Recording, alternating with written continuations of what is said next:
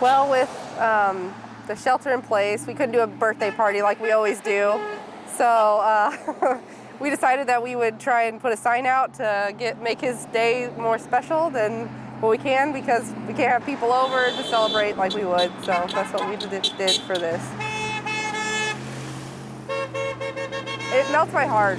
It just makes me happy that the community they're positively responding, and it makes us feel good. And I'm glad that we could put a smile on everybody's face, because every person that drives by, they're waving and smiling. So, what do you say? Thank you.